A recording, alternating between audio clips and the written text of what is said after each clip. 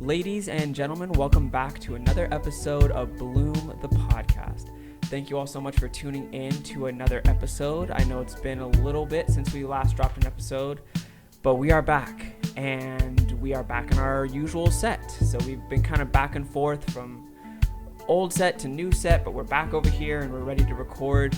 And I know what you're probably thinking, that this isn't my usual co-host, but today we have a special guest, a good friend of mine, Connor. We're good friends from church. I'll pass the floor over to you, Connor. You can tell the people a little bit about yourself. Well, hello, everyone. I am Connor. A little about myself. I go to church with Donovan at CBC. I am currently in flight school. I went to Cal Poly Pomona for my college education. And yeah, that's really me. Solid. Yeah. And for those of you who are new here and don't know who I am, I'm your host, Donovan, and we are happy that you guys are here for this episode. It's going to be a fun one. And I think it'll be very particularly interesting because usually me and Ashley, for those of you who've watched the show for any extended period of time, know that we have more similarly than not views on the topic we'll be covering today due to upbringing and background and things of that nature. So it'll be fun to get an outside perspective on some of these things that we're very familiar talking about. And so we'll jump straight into today's topic, which is going to be Christian dating hang-ups. Yes. Some of the things that stop Christians from getting into relationships or having successful relationships, and just the whole Christian dating culture as a whole. So I'll pass it over to you first, Connor, because I feel like a lot of people have a general consensus on some of my thoughts on this, and obviously my thoughts are ever changing. But for you, in your own experience and just in looking out into the Christian dating sphere as a whole, there's a lot going on. Yes. But what would you say, from what you've experienced and what you can see looking out, would be some of the hang-ups you see for young people when it comes to getting into relationships? Well, from my experience personally is like a huge fear of rejection. That is probably number one, especially among Christian men. Yes. A fear of getting into relationships with other Christian women. What else? Yeah, I mean, like, I guess your personal upbringing could have a huge factor in it. Yeah. Or like your personal experiences, like maybe constant rejection, or possibly just like this harsh upbringing of not being able to date when you're younger, or even... That's true. Yeah. So what are your thoughts on that?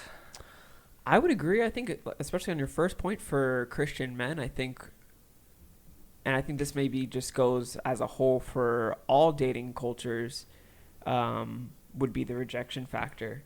I think there are some aspects of the Christian dating culture which can kind of amplify those feelings of rejection due to the confines of the way that we're supposed to do relationships. So we have a very narrow-minded view of, well, it's the biblical view, but it's very funneled. So you have the dating process, which is super intentional, and you date for marriage, and it's very purposeful. So when you're going out and you're being rejected, or you are in a relationship and it doesn't go the way that you want, it can kind of feel a lot heavier, and it can feel a lot more like you're losing time. Yes. Because there's so much purpose put into it. I think it can be hard for people to kind of rebound after an experience like that. Yeah.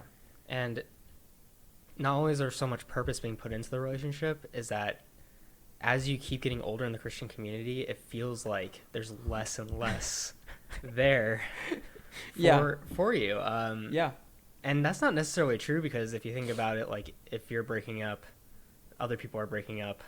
Yeah, you're not alone. You're not alone in it. It might feel that way, especially because like in the Christian community, people get married very quickly, very young. Yeah.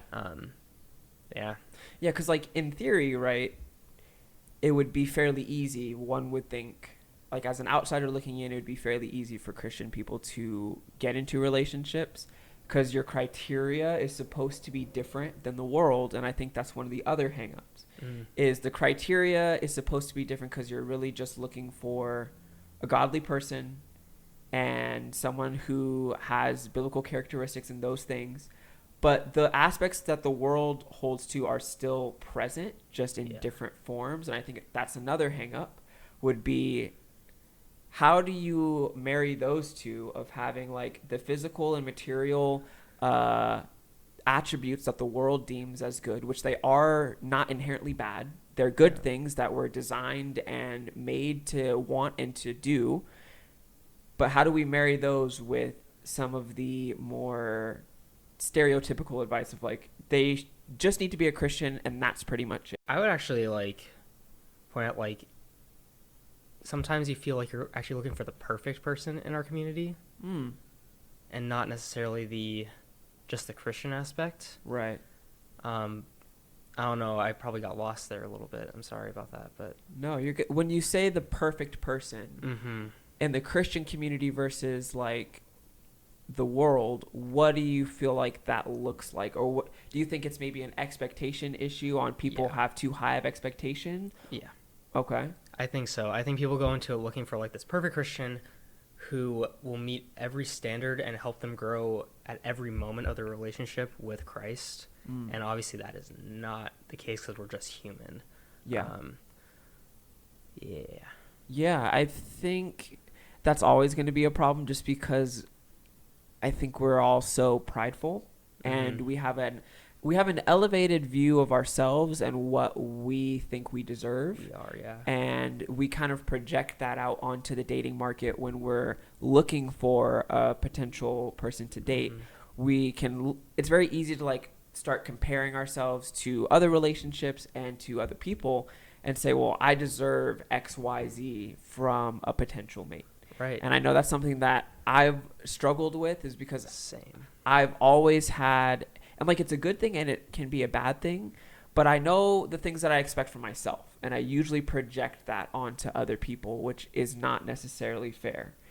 So you have to be very careful with, like I said, the elevated view of self versus, a realistic view of what sinful, flawed human beings are going to be able to give to you, because we put so much emphasis and fulfillment in other people, which can lead to so much of the disappointment.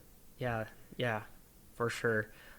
Especially like I've had that experience before too, is like when I put so much effort into a relationship I had, or have had, whatever. That once it broke off, or she left me, or we broke up mutually, like it just felt like utter destruction. Yeah.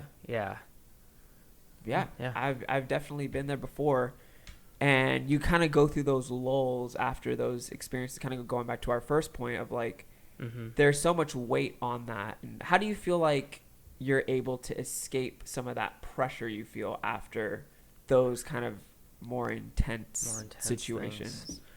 Ooh, run back to community.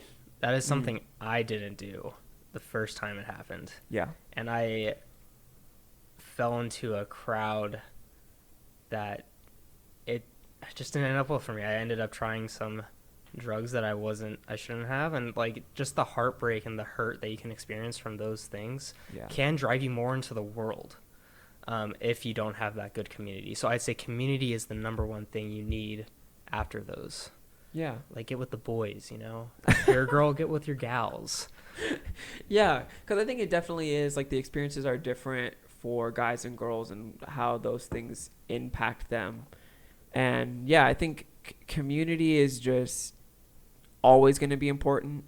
And I think oftentimes when you're starting to get into a relationship, you kind of start to put community on the back burner because you're so focused on the relationship.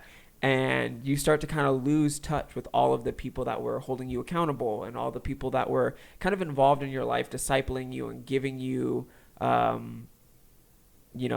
advice or just opinions and wisdom and all those things. So when you unplug from the relationship and that's over, and now you're empty without nothing because you've distanced yourself from the community, and now you're also not in the relationship anymore. So now you're kind of just in this isolated limbo zone where you feel like you don't have anybody to lean on. Yeah, Absolutely. Yeah, and I've definitely experienced that as well. Just going through longer relationships that you think are the one, The one. and you think like, oh, this is going to be it. Yeah. And I think that's not a bad thing. I think that's one of the other hangups is I think people date with contingencies. Yes. And I think that stops them from applying themselves and committing to a relationship to actually see it through. I think one of the easy examples that I always think of is like when you start dating someone new, but there's no pictures of them on your social media, and you're like, oh, well, why haven't I seen a picture? Like, I don't even know they exist. Like, well, we Yeah. could break up, and I don't want to like have a bunch of photos. And like, I Yeah. totally understand where that I've been comes there. from. Yeah. But Yeah. like, also at the same time, like, I don't want to be dating somebody and thinking to myself, well, we could break up. It So should I'm be going to be like, I'm not going to really Yeah. go all the way. It should be with the intention, we're going to try to make this work. Yeah, and I think a lot of people have that mindset, even when it comes to like going on like simple dates. I think a lot of people go into it with like, yeah, but it might not work, and Yeah. that projects onto the date. I think a lot because Yeah. the way you perceive the relationship, like if I truly believe that this person is a special individual and like we could go the distance, I'm gonna act that way in my actions. Like that person is going to feel that that's how I feel about them. Versus the opposite, if I feel like you're still like I'm still on the fence about you, like jury's still out, like I feel like that also projects and it kind of leaves people kind of on edge with each other even when they're in a relationship. Yeah, it's definitely has a huge mental like mental strain on you when you're going into a relationship thinking it might not work. And you know, I've been there one time. I was there, like I was like, oh, you know what, I'm doing this, it might not work out. And it definitely looked like it might not work out. And it did not work out. Yeah. Very quickly, actually. So, yeah. So what's the balance, do you think, between like mitigating and managing your expectations and not like selling out after the first date, like I'm going to marry this person? Yeah, because you don't want to be that Christian guy that says, God told me that, that you're the one. I had a prophecy. It was in my dream. But yeah, how do you avoid being that guy, but also how do you avoid being the person that's kind of like giving that person the Heisman because you're scared that it might not go the way that you want? Yeah. I think you go into dating realistically, and don't go in with any fantasies about like who this person is. You have no idea who this person really is. You might have hung out a couple times before. You might have been friends with them before. Yeah. But I don't think you're going to truly get to know someone until you're like spending a lot of one-on-one time with them. So don't think that you know who they are yet. They'll bring up things that you don't know about them that they only tell a few people eventually, and like that could shatter it if you go into the relationship with this high expectation of like, oh, they're perfect, or like they've done little wrong, and then they bring up something from like their past or something they're ashamed of, and they're looking for comfort from you, but instead you've built this image up in your mind that, oh, they're not perfect. I gotta back away now. That's actually a very interesting point, because I feel like that's one of the, again, another hang up that happens in the early stages is people don't put themselves out there in a way that's going to highlight some of those things. And obviously you don't go on a date and just tell everybody your deepest, darkest secrets. No. But I think also there's a hesitancy to like be vulnerable and be real, which both people are kind of playing that facade of like, I'm a perfect person. And then you get 6 months in and then they finally drop something that's really heavy on you for the first time. And you don't really know how to take it because for 6 months you've both been kind of playing at the we're perfect Christians act. And I think that's really difficult. Yeah, absolutely. Yeah, so I think definitely being vulnerable and open earlier rather than later is a good thing. I do think that's a big red flag if like they're not vulnerable, and if you're trying to like ask them questions to be vulnerable and they aren't opening up to you. It's a turn and burn, baby. It's time to run. Yeah, because that's something I've struggled with a lot, is because I'm not, or at least I didn't used to be someone that would share like how I felt about things or what was really going on. And I feel like I've definitely turned a corner on that Yeah. And now I kind of want to just get it out there and be like, all right, here's what it is. And Mm-hmm. that has its upsides and its downsides too. downsides. So if you're too vulnerable too quickly, Yeah. then they'll be like, "What's wrong with this guy?" Like, He's unhinged. yeah, Yeah. No, pretty much. So it's really walking that tightrope of balance and just kind of that give and take of like, can this person reciprocate back what it is that what it is that you're sharing with them, and are they going to be mm-hmm. vulnerable with you as well? Yeah, in return. Yeah. Yeah, it's all about reciprocation for sure. Yeah. And I think that's another thing that we could go into as well is like the talking stage Oh, of relationships. I think this is another big hang up because a lot of people, I feel like, would rather stay in the talking stage than they would jump into a relationship because of a lot of different factors. I think there's a lot of different factors that go into that. Culture is one thing. So again, on one hand, you have the pressure of Christian culture of being like, well, you got to get married in a day if you're going to date. And that's a lot of pressure, right? That's like a lot of pressure, yeah.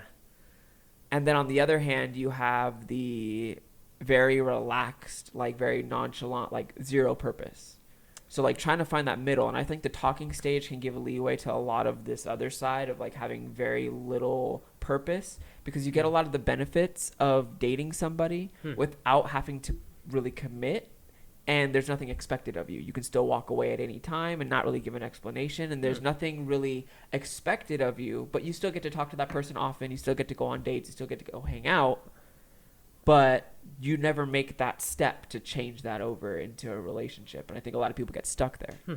That's interesting because I have always been the opposite, where I don't like the talking stage. Oh, I all. hate it. I hate it. And I never want to stay there. I just want to go like immediately to the dating stage. Or even like in my head, like obviously, ideally, I wake up tomorrow and I'm married with 3 children.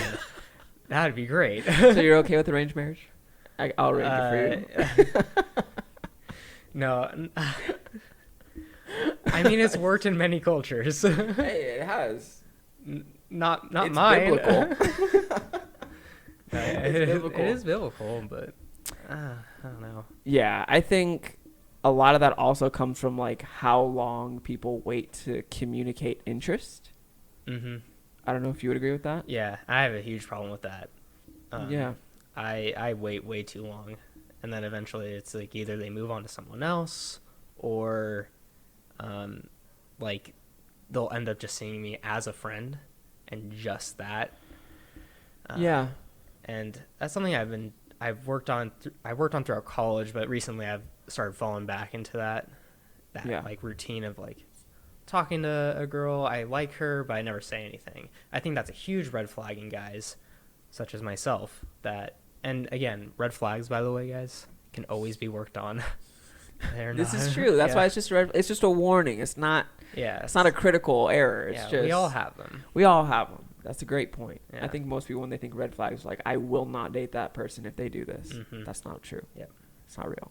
Yeah. I think, and it kind of goes back to that first point of like communicating that puts yourself out there to be rejected. Yeah. And that's a difficult thing to do repeatedly.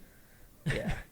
And I think it gets made even harder when, like you said, the culture as you grow up and there's like pressure to be married young in certain instances, it just kind of amplifies that feeling.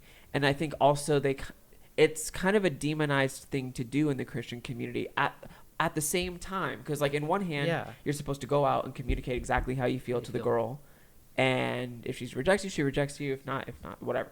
But on the other hand, if you ask out people, you're kind of looked at as that guy that church, always asks out. Yeah, people. the giga church Chad who's kind of just like out there trying to catch numbers. Exactly. And I don't know. It's a balance between like searching constantly and searching wisely, I think. Yeah. If you are asking out like willy-nilly, I don't think that's wise. Sure. But if you aren't asking out, that's also not wise. You have to like be putting yourself out there Yeah. You can't just wait for the perfect person because no one is perfect. Yeah. So Yeah, I think it really depends because I mean I've had plenty of conversations with different people and there is no wrong answer, I don't feel like, on mhm. this question, but there's always a debate of like how long you should wait before you ask somebody out. Yeah, Do it is. you want to be their friend for a certain amount of time before you do to like get to Right. know them, see them in group settings, or do Yeah. you see them a couple times and then just ask them out? Like there's always kind of that I mean, I think the second balance. option right there is probably the way to go. There is a balance to it. You don't want to like do that for every single girl you meet, obviously, but Right. um, I mean, if you really like them, you should probably do it pretty quickly, just so you have your intentions laid out. And if they say no, then it's okay. You're both adults. You can move on. That's the Um, problem though. is that adults are children? Adults are children and those dynamics also get like they often get very muddy and like Christian people I feel like just don't process those types of things well like if you're gonna see that person again it makes it very interesting to say the least. Yeah, it does. And I've been in that situation before, and I asked her out. I got rejected. Went to church. This is at Foothill, a different church I was at, so I don't have to do this anymore. But I'd see her, and I'd huddle with my friends, and Yeah. like, because you don't want to be in that awkward situation with them anymore. Yeah. Um, and eventually, like, you can work it out. Like Right. I'm friends with some of my exes, some of them I'm not. Yeah. That's just how it is. So. Yeah. Yeah, I think it's hard, and I would be inclined to agree with you as well. I think the sooner you can be forward with your intentions, the better. Mm-hmm. I think that the longer you wait, you do run different risks, like you were bringing up before, as that person potentially just seeing you as a friend, or maybe them feeling like you're not being forthcoming with your intentions, Yeah. which aren't necessarily good things to do. So I would be more on the side of, do your homework, but also don't waste time. Yes. Because you don't want to just be asking people out because again, there is that intentionality and seriousness that comes with dating as a believer. Yeah, dating should be taken very seriously. It is for marriage, and marriage is the literal representation of Christ in the church. Yeah. It's huge. And I've gotten people to disagree with me on this, but I truly do believe if you aren't ready to be married, you shouldn't be dating. Like, Yeah. if you're going to put yourself in a dating relationship, which we previously said is strictly for marriage, Mm-hmm. like I think a lot of people date for fun. Yeah. And they date because it's something to do and it brings fulfillment in some aspects to your life. And I totally get that. But at the same time, relationships are not for fun.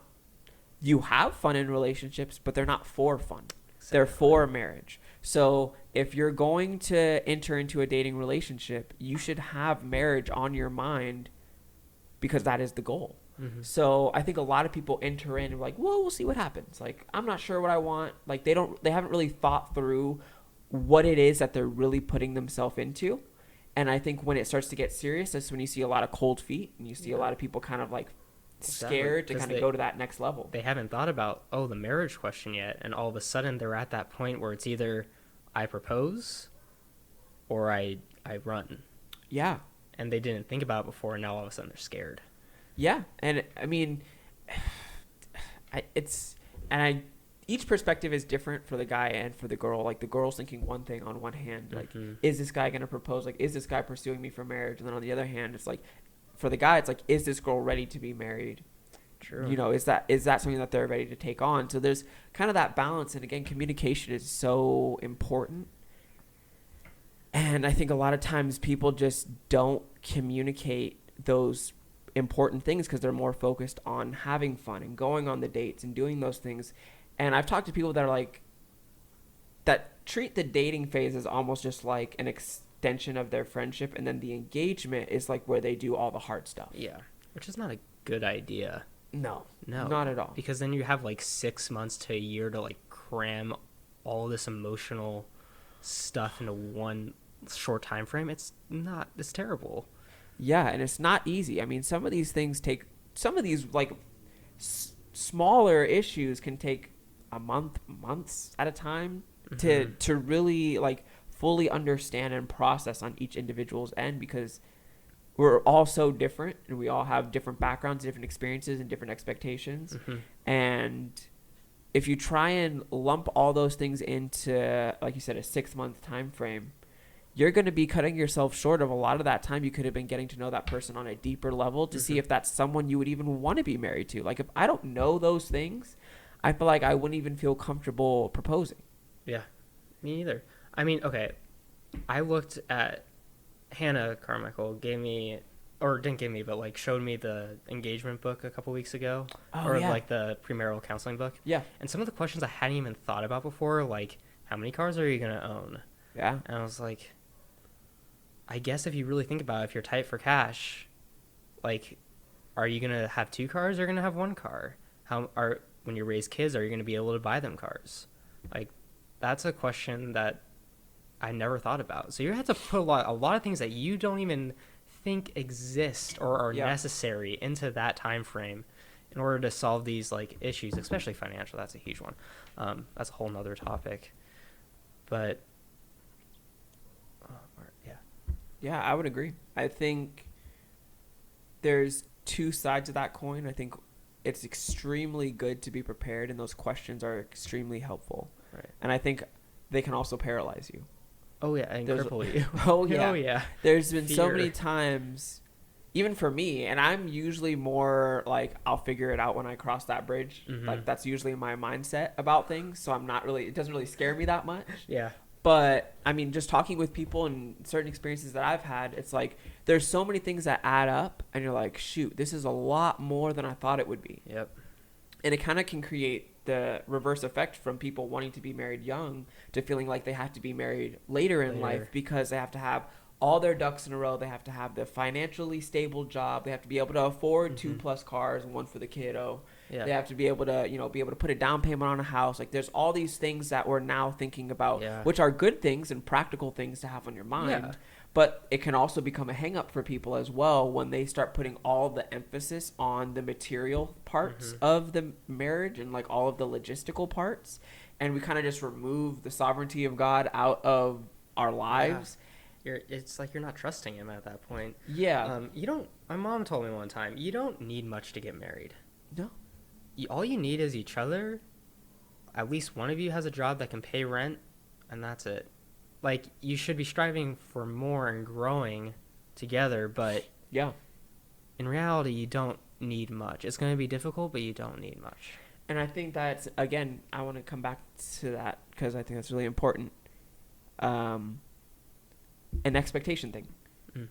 Most people's expectation to what it's going to be like when they get married is they get married and then they move into a nice fancy apartment and they've got a dog, or they've got, their cars, the husband's going to the law firm. Like, there's like this delusional expectation of what your transition into marriage is going to be like. And hey, some people got it like that. If you've got it like that, amazing. But for most people that are getting married under the age of 30, are probably not going to have that. So there has to be a realistic life standard expectation if that's something you want to do. And I see a lot of people that delay marriage, even when they're in relationships, to try and attain that standard of life, which I feel like is more damaging than it is helpful. I think so. I watched your college episode, like when you guys talked about how delaying marriage is because people are wanting these new things, these things before they get married, and they've been told so much, like, you need to get your degree before you get married, you need to have this stable job before you get married. You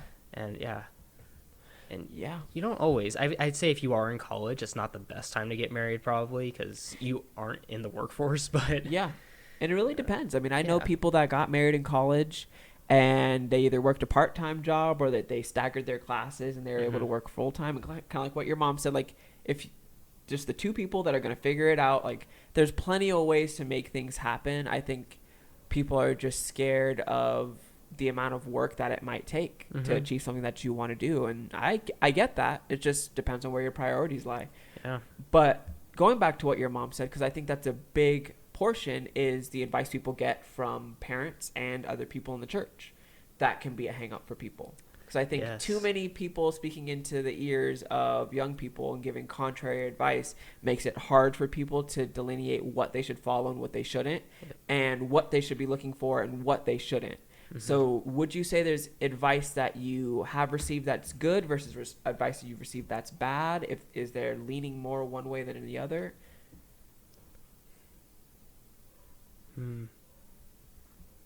I think I've received more good advice, luckily, Yeah. because a lot of the advice I get are from pastors or my parents, which I think are great resources for me. Absolutely. I mean, not really advice. There's certain things that have been said to me while I've been single that, like, haven't been great. That's a standard thing. Yeah, but Yeah. like, based off advice about how to like get. Okay, here's one that is not a good advice, or like it can be, and it happens for some people, but it's generally doesn't. I think it just happens for like the specific people that say this. Yeah. It will come when you're least expecting. I don't know what you think about that, but I think a lot of people who end up getting married were, at least one of them was searching for it. Yes. I think that is, and I use this word because I feel like it's the only word that I can think of that fits, but I feel like that is a word to get people to cope with contentment. Yes. I feel like if you say, like, it'll come when you're least expecting it, it puts the emphasis on the individual to be like, all right, let me not think about this. Let me go focus on God, focus on church. Which are all good things, but Yeah. what are you telling yourself when you're not thinking about it? What are you thinking about when you're telling yourself not to think about it? Yeah, You're exactly. thinking So I about it. think it's kind of and this is pairs perfectly with advice that I've heard a lot, is that, like, the harder you try to find someone, the less like ability you'll have to. Yeah, I think there's like some truth in that where you'll look desperate and like you're just trying to like, please like date me or something. But I think you still have to like put in the work and the You effort. do, but that's a great. I'm so glad you said that, because I think that might be it. This just might be the biggest hindrance to Christian people getting married is pride. And I was thinking about this during Patrick's message a lot this last week. He's talking about pride. And I was even talking with Bob about this, but if you go to a singles ministry, if you go to a singles group, and we were talking about this as well, we were. if you go to a singles ministry, if you ask any of those individuals why they're there, 99.9% of those individuals will say, because I want to hear a great sermon. Yeah. And it's like, okay, sure, me as well. But also, why are you here? yeah, the underlying motive for why we're all there is to find somebody to date / marry and, pursue a relationship. And that's okay. Yeah. But the pride of our hearts doesn't want to seem desperate and doesn't want to seem like we're looking. So we pass that off, and we have all these single people in the same room with one another, kind of playing coy of like, oh yeah, relationship, yeah, I could take it or leave it. I'm here for the fellowship, for a good message. And then we all just pass each other by. Yeah, and I have seen it where it's like it only takes that one like just slight bit of confidence, that one guy that had that little bit of confidence, and all of a sudden they're dating from that group and they're not in that group anymore. Yep, they always bounce in like 3 months. Always. Like it's ridiculous.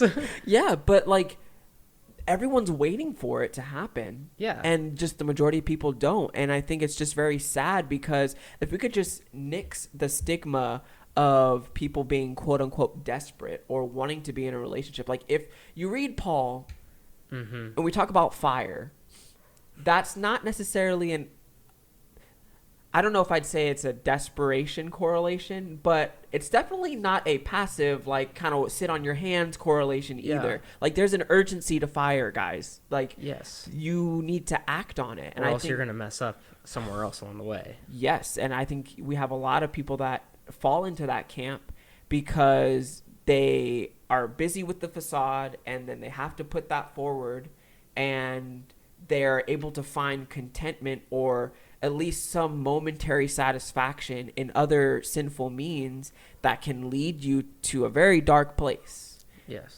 Yeah, so it's very important that people are just straightforward and honest. And I think if people just walked into those singles groups with that mentality of like, oh yeah, I am here to meet somebody. Yeah. I mean, and that's specifically like a singles group, Yeah. right? Yeah. I think we even do that, like in Bible studies. Oh, 100%. Like, and there could be couples mixed in or whatever, but like, Yeah. I've done that before where I joined a young adults Bible study just so I could, see who was there and like Of if I course. could meet someone. I didn't, but Hey, but you were there, but I was there. and that's all that counts, right? But I did go in with that mentality, like deep down, I was like, okay, I'm here because I want to meet someone. Yeah. But like on the surface, I was like, oh no, I'm here for the good community, and like that's definitely part of it. I met great guys there that were awesome, and they're Yeah. still my friends today. Yeah.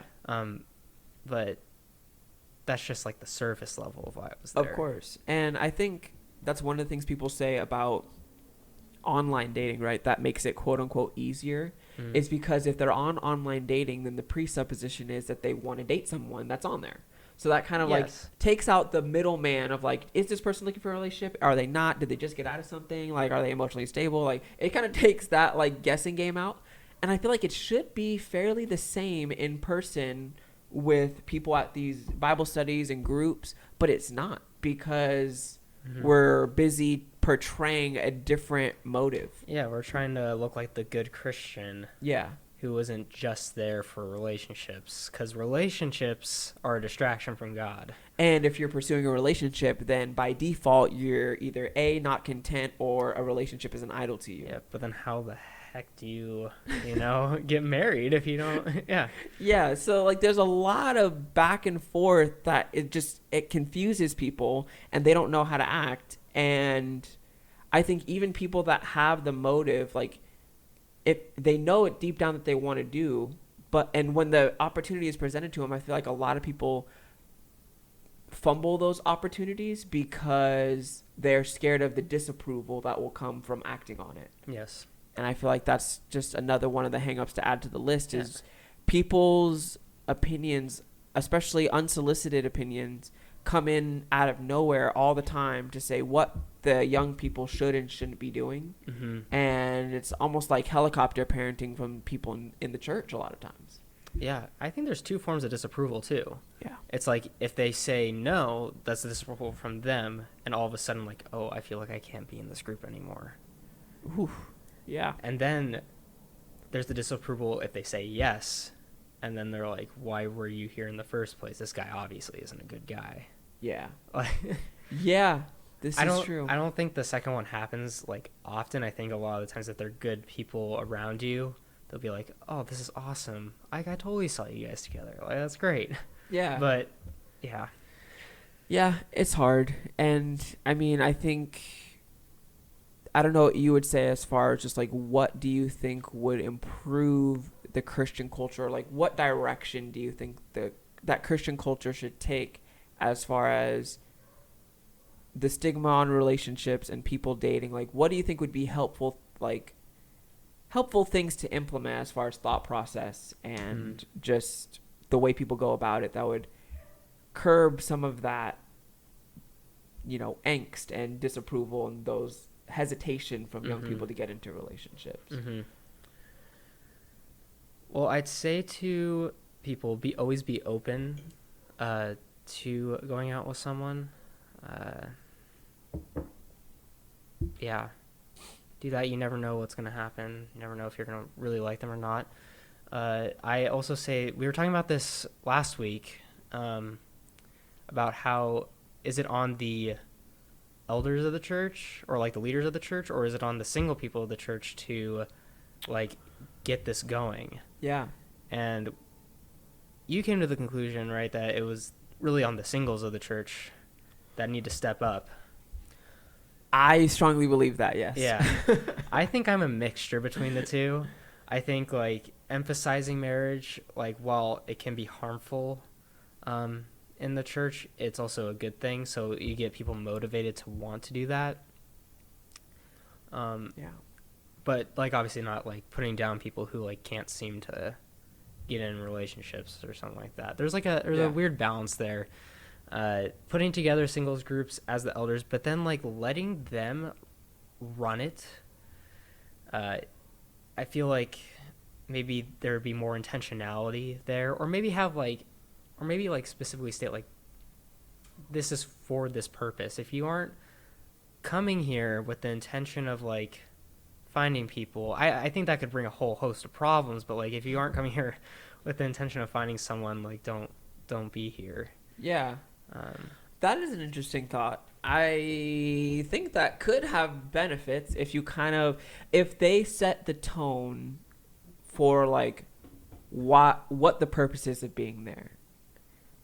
I think that could be helpful. I think it still would be incumbent on the people going to make sure that that is the reality, though.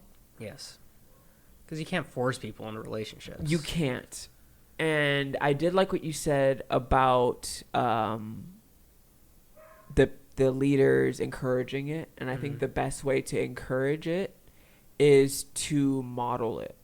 And because in groups that I've been in the past, the people are married, like the leaders are married, but the way they talk about marriage, the way they talk about relationships, and the way that they interact with the young people that are pursuing relationships, it's very contrary to encouragement. Yes. Yeah, I've heard all the time, like, oh, dude, be happy you're single right now. Yes. And, like, obviously there's problems that come with marriage. Sure. And, like, there's problems that come with relationships. Yeah.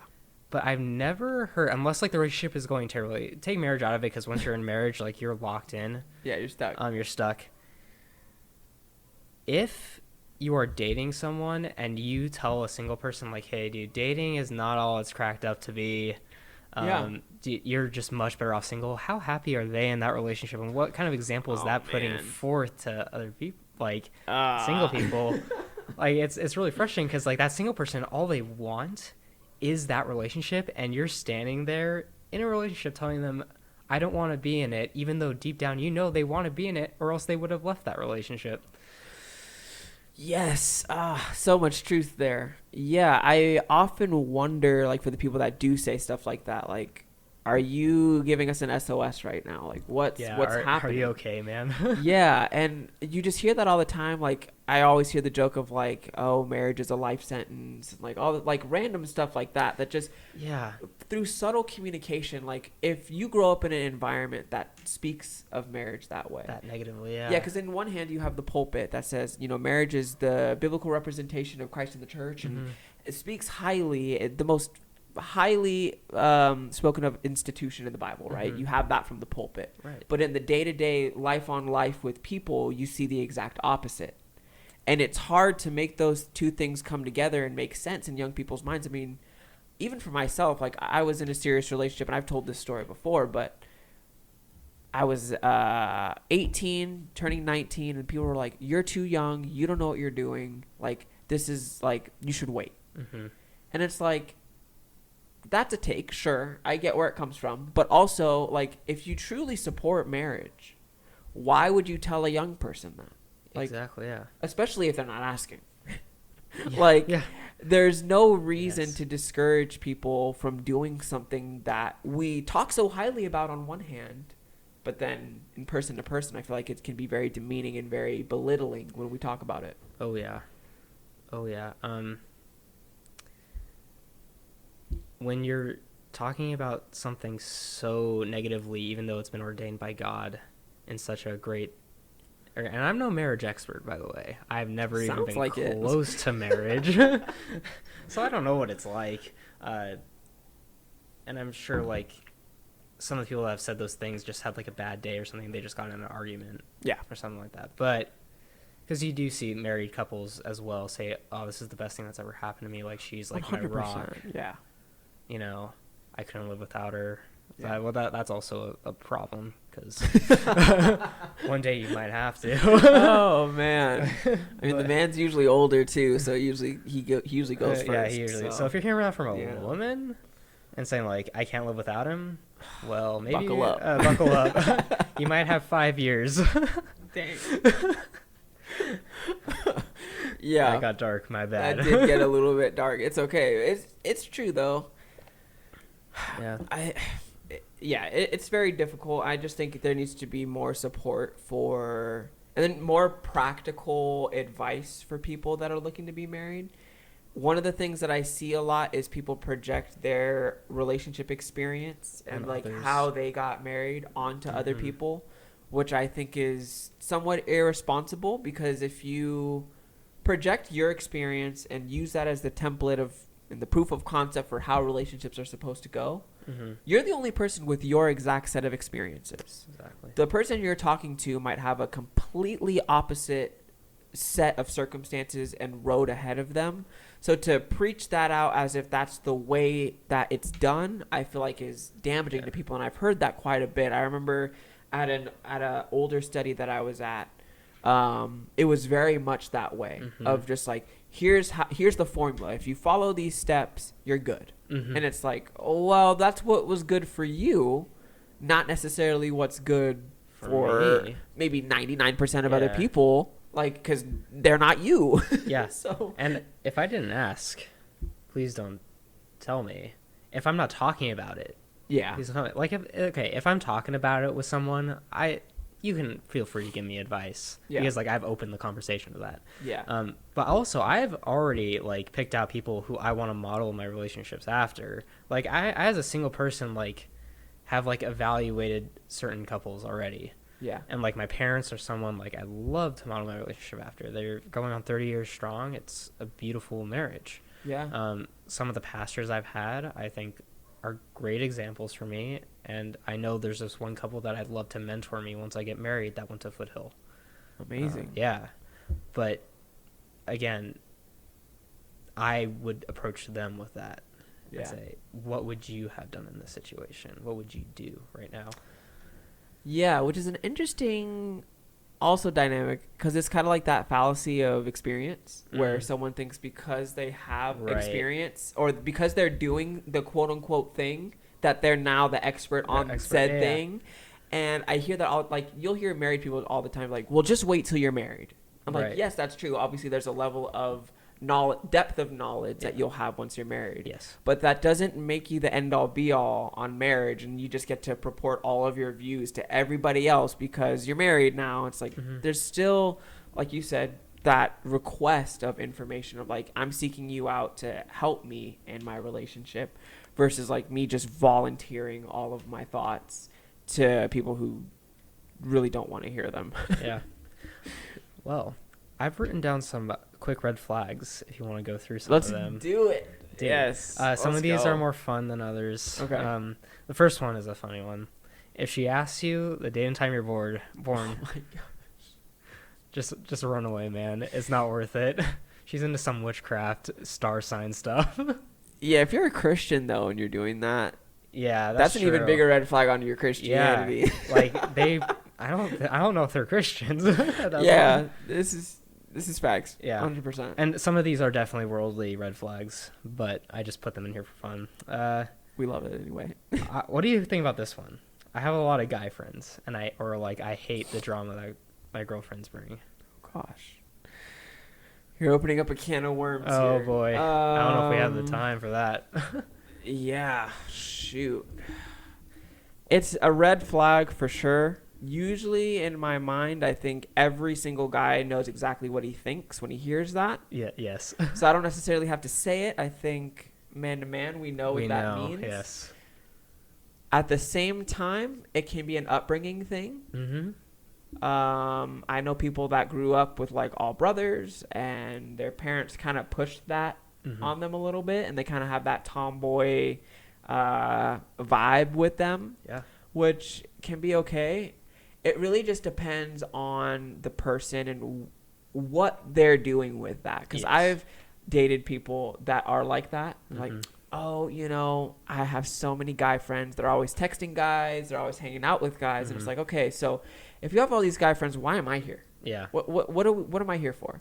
And here's the problem with this is a lot of times the guy gets deemed as being insecure because he doesn't want his girlfriend being surrounded Yes. by guys that she calls her friends all the Yep. time.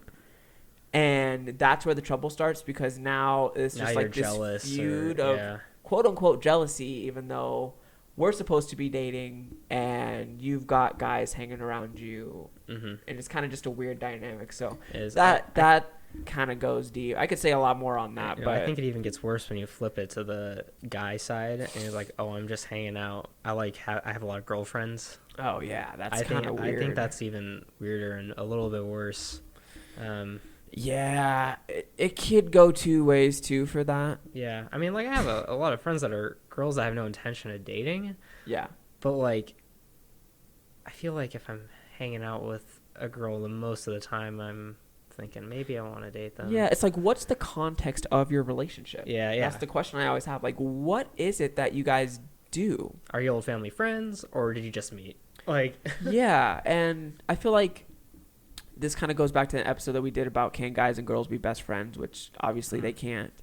But usually there's one person controlling the dynamic of the friendship, because more likely than not, those guys want to date you or are interested in you to some capacity, or vice versa. The girl's interested in the guy. mm-hmm. Someone's making the conscious decision to say this is still going to be a friendship, not a relationship. So that is very disingenuous to be in that position and kind of just lead those people on and have people thinking that they're friends with you just because you're not giving them access to more. Yeah. I just feel like it's kind of shady, and yeah, I can't go for it. Yeah, we're gonna make a lot of people mad. Hey, we're gonna get canceled. We're yes. Bring it. No, I'm just kidding. Connor's gonna be back for more, guys. I hope you guys are enjoying this, because he will be returning. We might have to do a dedicated red flags episode. Oh yeah. This. Yeah, absolutely. Yeah. What about I'm a Christian but? I mean, that's just the red flag right there. I'm a Christian but. Yeah, to me that has very similar undertones of when people say no offense but, and it always comes out as offensive. Yeah. That's just, like, I'm a Christian, and then they say something that's completely not Christian. Yeah. You're like, all right, dog. Like, I mean. Yeah. A good thing we already mentioned some of these, so that's good. And then last one I'll bring up is constantly bringing up mistakes of the past. That's an interesting one. I think it depends on the context and why they're bringing it up and what it is, how they feel about it. Because for me, I feel like there are lots of things in my life that I wouldn't necessarily call regrets, but stuff that I wish I could have done better. And obviously, having knowledge that I have now, hindsight is 20/20, and I can't there's no purpose in dwelling on it. But I think it is helpful as reference points to show people in areas that you've grown in. Mm-hmm. I think if you're constantly bringing it up, though, it's kind of like, all right, we get it. Like, it can almost be a victimization thing of you wanting to it can manifest itself in a couple different ways, but in the negative, when I've seen it, it can either be the victimization aspect of these really, really hard things happened to me, and I learned so much from them, and they kind of just want to keep reinforcing I've had a very difficult path. Okay, I see what you're saying. I was thinking about the opposite one when your partner brings up your mistakes. Oh shoot! Oh, that's terrible. No, yeah, that's awful. Oh my gosh. Because I agreed with you. I was like, I'm finding myself agreeing. Oh, wait, we're talking about two different things. Oh, my gosh. Here. Oh, yeah, that person's got to go. Oh, yeah. That's got to go. I mean, look, there are things that we're going to do that are going to be horrible, and they're going to hurt the other person. But, I guess. That's a great episode to do as well that we may have to come back on and revisit is forgiveness in relationships and how that manifests. Because you had a quote the other day that said something along the lines of this I don't remember it, but I may remember it. I may not. You can correct me if I say it wrong, but you said you can't know if you love someone until they've hurt you. Yeah, that's what it was.